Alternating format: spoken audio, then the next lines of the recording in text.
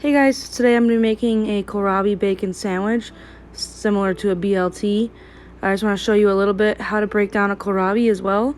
So for this recipe, you're going to need 1 kohlrabi, 2 slices of bread, whatever your preference is. I have cottage loaf, probably 3 to 4 slices of bacon, and I'm going to make an aioli out of the green garlic that I still have left over, but regular garlic or scallions will also do. So first step is to get our garlic or scallions cooking. So in a hot pan, slice them thin with a little bit of oil, and while those are kind of cooking down, let's trim our kohlrabi. So take the bottom off with your knife. Then I like to rip my leaves off and set them aside and save them because they actually taste really good, similar to kale. Then use a knife or a peeler, just kind of trim all the way around the outside. Cutting the butt off first helps keep your surface stable. Then for our sandwich, I'm just going to slice all the way through about 1/4 inch thick slices. You don't want to go too much thicker for the sandwich or it'll be too crunchy. So just lay your kohlrabi on a plate and sprinkle salt all over it, and it'll soften the kohlrabi a little bit. The garlic is nice and caramelized and ready to go, so I'm going to put that in a bowl and set it to the side. And next we're going to cook our bacon. You can either bake it in the oven or just cook it in a saute pan like I'm doing here. Either way works. I like mine a little bit crispy in the middle and a little bit soft on the edges, but cook the bacon to your own preference. Set that aside. Next, I'm going to be toasting my bread. You can just toast it in a toaster. I just really like how the bread turns out with some oil in a medium hot pan. It gets nice and golden and crispy, a little bit more than it would in a toaster. Toast it, set it aside. You don't want your bread too hot when you make your sandwich.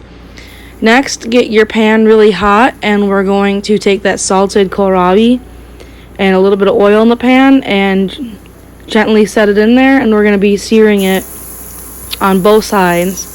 So once you get a little bit of color, just flip it over, cook it for another maybe minute or so.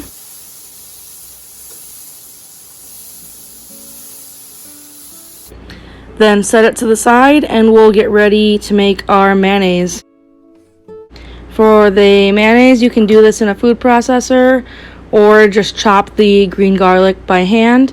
I had some avocado mayonnaise in my pantry, but any mayo will do.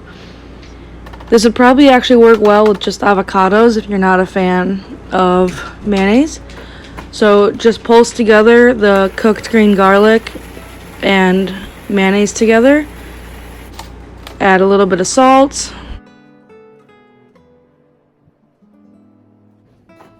I also like to add a little dollop of Dijon mustard. Any kind of mustard just adds a little bit of tang, which is really nice with the sandwich. So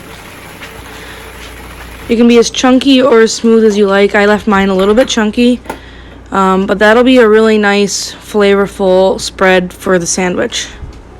If you have any herbs, that would probably be good in there too. Maybe some parsley or dill. So this is everything we need for our sandwich. Take your bread and put a little bit of the spread on each side of the bread. It'll kind of help hold everything in place.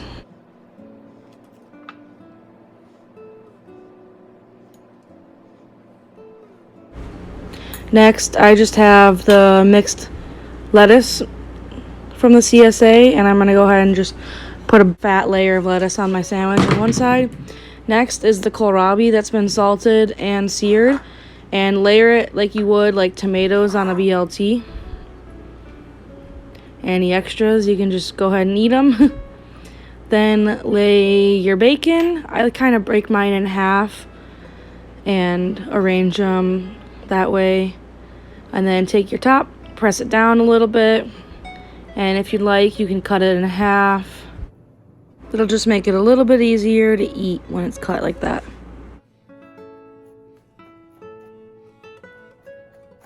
And the final review, that's the cross section. It looks a lot like a BLT. The kohlrabi will have some nice texture to it. It'll be a little bit crunchy, a little bit soft.